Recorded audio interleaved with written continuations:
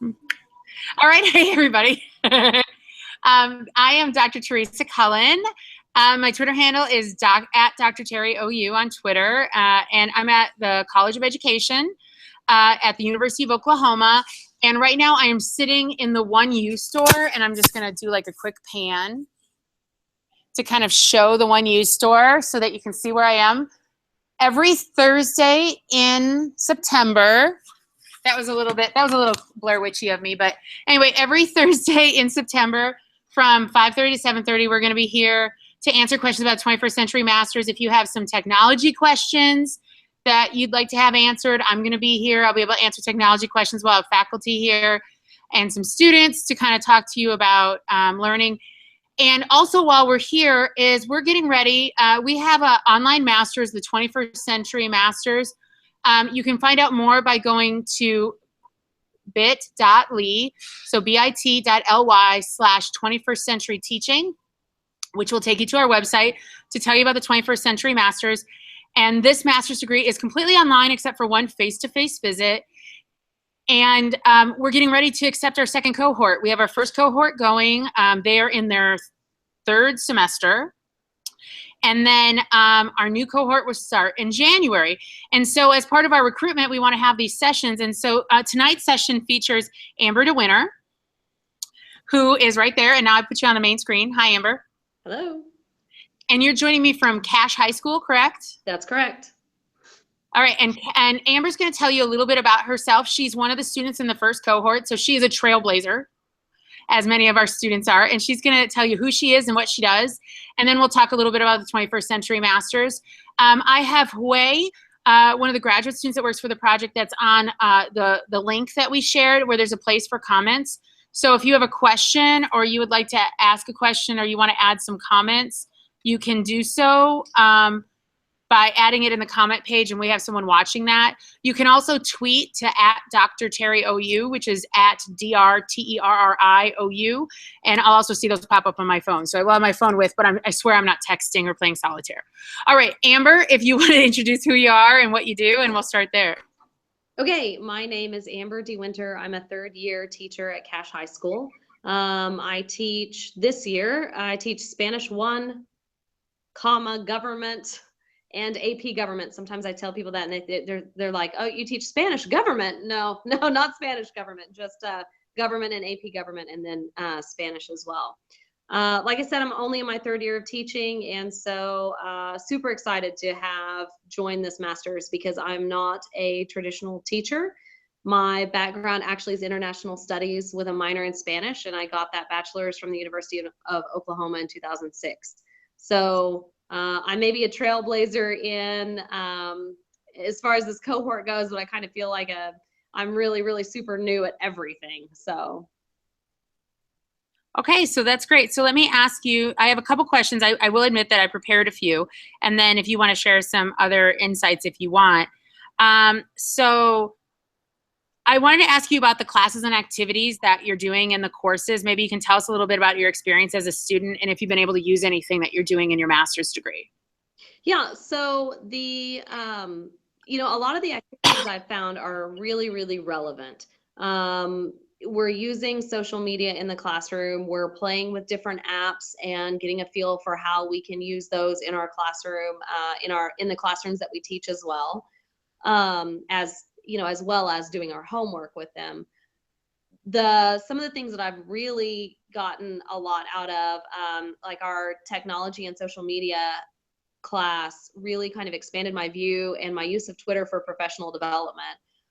I was doing that a lot before, but I really have found, and especially since then, I've really kind of branched out and broadened my horizons, because I really feel like in this crazy rush of being a teacher and wearing so many hats and doing so many things, because in addition to the teaching, I'm coaching academic team now and a soccer team, and and we all have personal lives as well.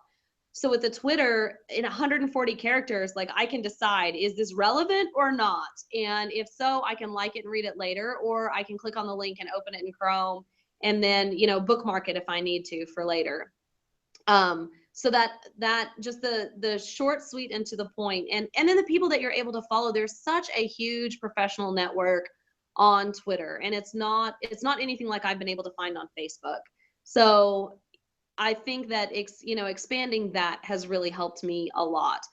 And it turns me on sometimes to different projects that I want to do in the classroom as well. And one of our other cohort members, Angela, actually uses microblogging on Twitter as a classroom project on a fairly weekly basis. And she just has an @ or a hashtag that her kids have to use. And I think that that's a fantastic idea as well.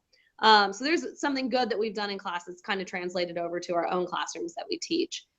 But definitely otherwise, the classroom management class I know has been a particular help to me, because it talked about 21st century issues like motivation and getting your kids to pay attention. And it's hard whenever, everything is at their fingertips now. So how do we get them to focus in class, and how do we make sure they're motivated?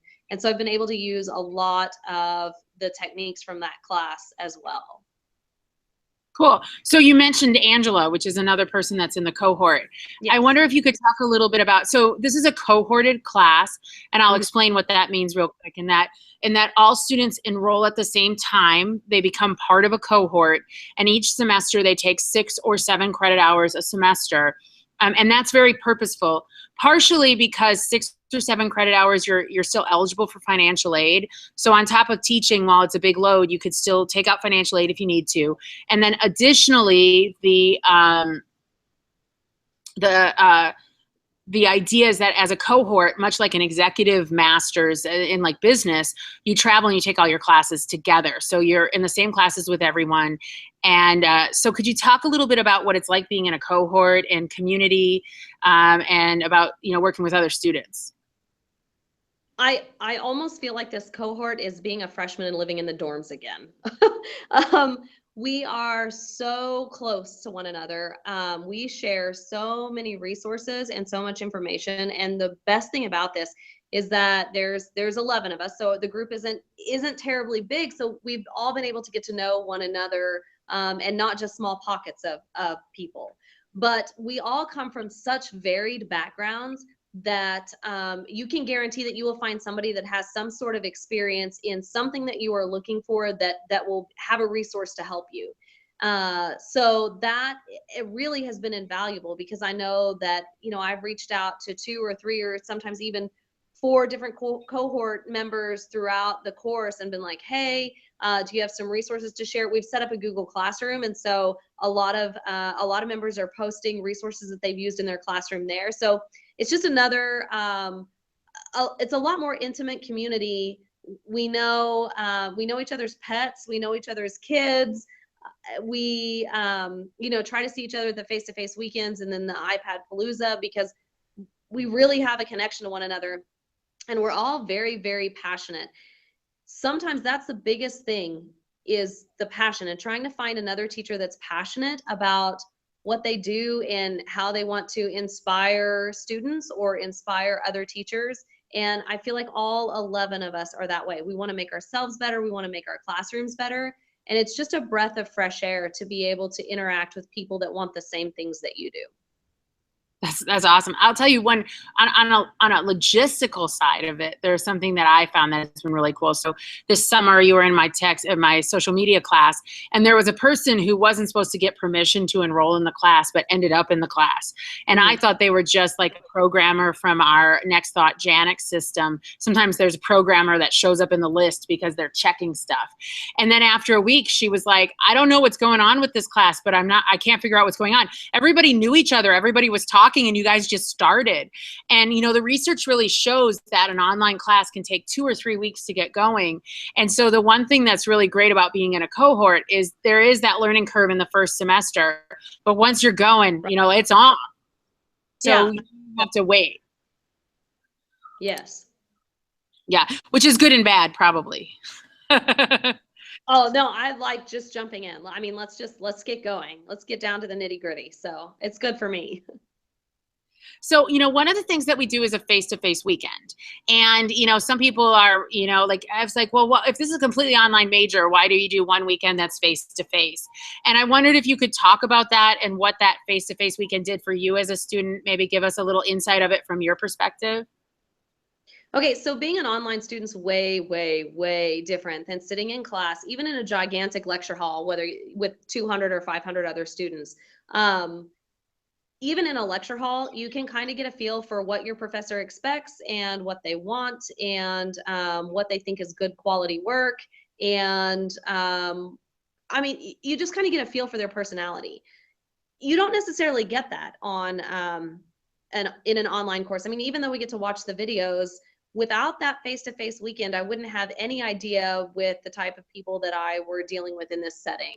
And so I think that that face-to-face weekend for me personally really helped me to know that it was okay to reach out to my professors. It was okay to use Skype. I've used Skype and Google Hangouts more than I ever have in my entire life. Um, and that they're here for us just as much as any kind of traditional in-class professor would be. And it's really kind of taken the fear out of asking questions. And I feel like it definitely added a human element. You get so distant sometimes whenever you're working in an online environment. And now that we've had that face-to-face weekend, it's like, oh, you know, they're here to help me. They're here to make sure that I'm successful. This doesn't have to be terribly difficult if I'll just, you know, look in the right places for help. And so to have that humanity, that connection for me was critical, just so that I wasn't stressing out about, is this right? Is it good enough? I'm not sure if I read this correctly, because I know that can definitely happen. Okay. So tell me about you maybe already touched upon this. Could you tell me about any difficulties that you've had along the way and how you've addressed them or how you've overcome them? For me, I think my biggest difficulty is being an alternatively certified teacher, because I didn't have a background in education. And that, you know, I have tended to struggle in a few of my classes just because I didn't have that background.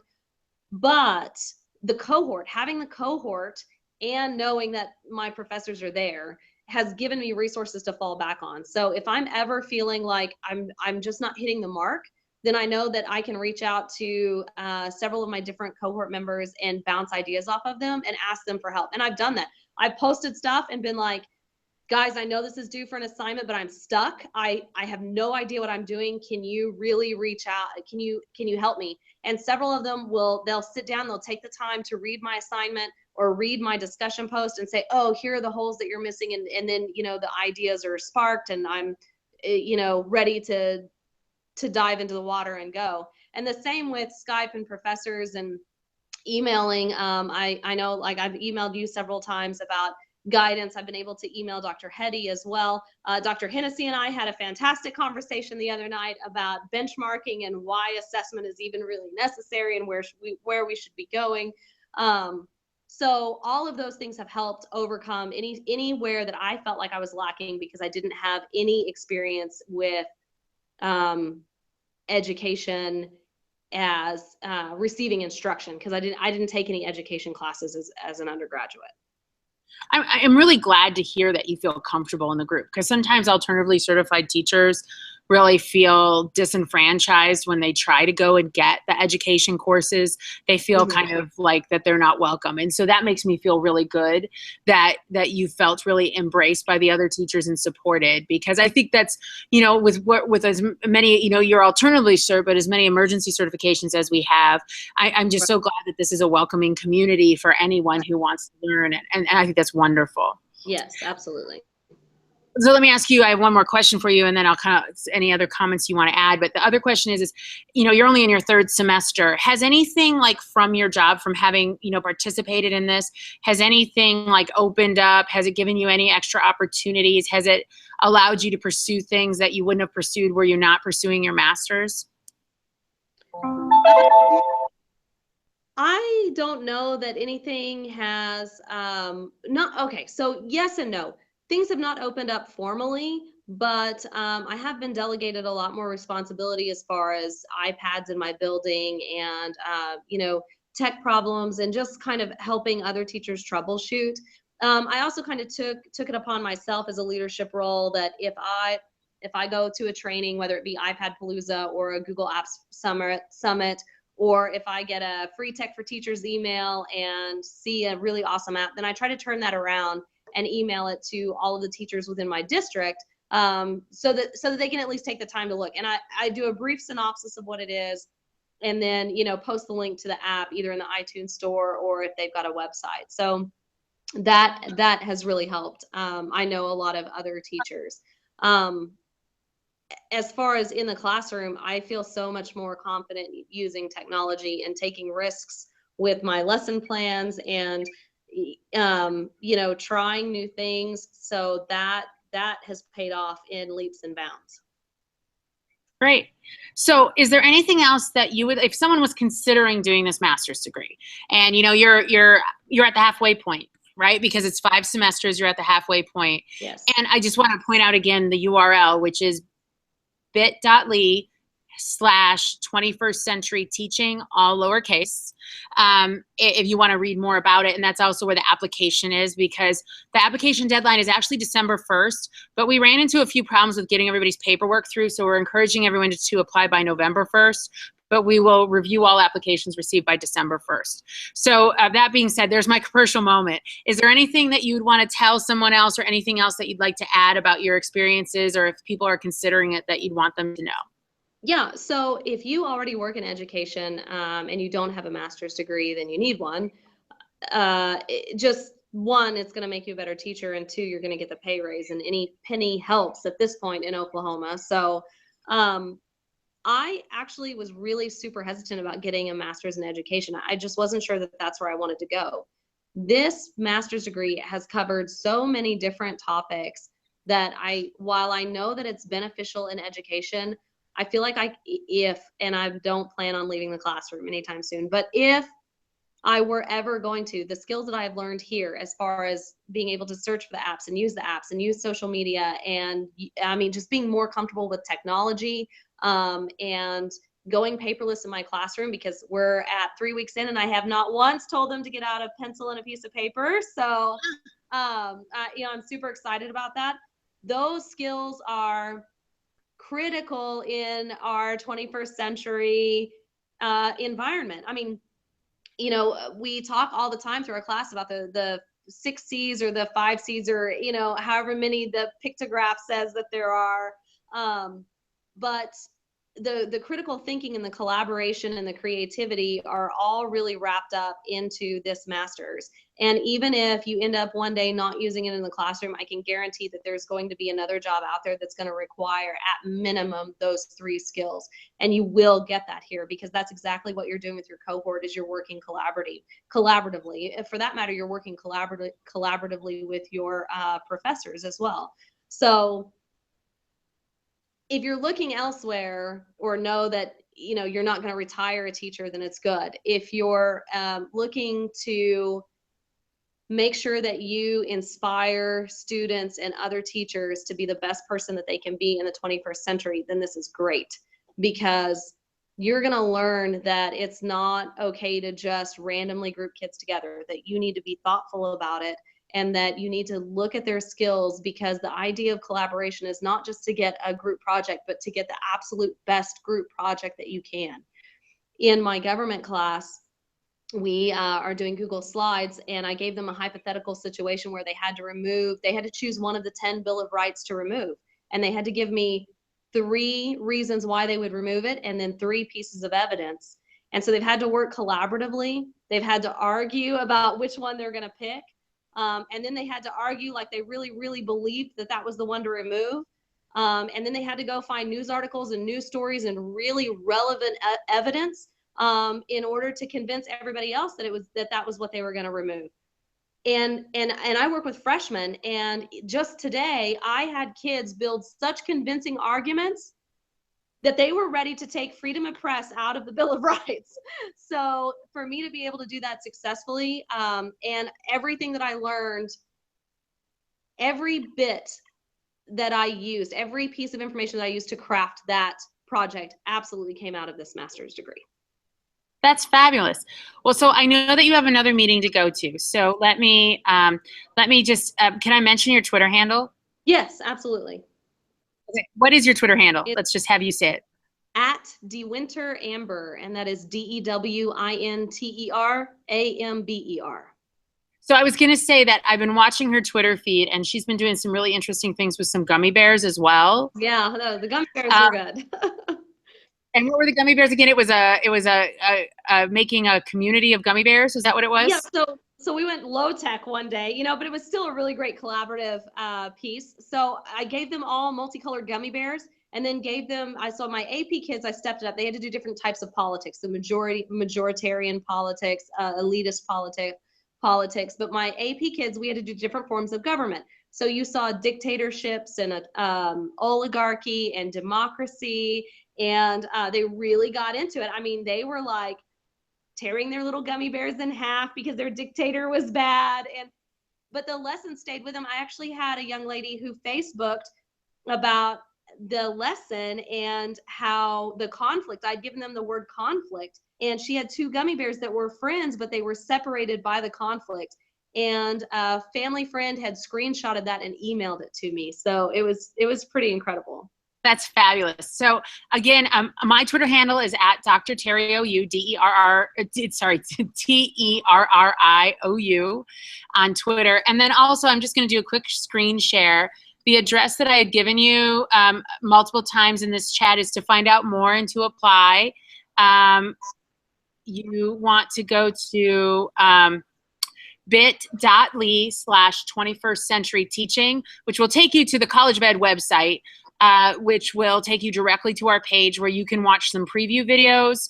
And also these chats will be archived there. So I want to take a special thanks to Amber for being part of this. And I couldn't have hoped for you to have said anything better. That was pretty awesome. So I want to make sure you're back on the screen. Yep. Thank you so much for taking time out of your day, and we'll be talking soon. Thank you so much. Okay, thanks. Bye.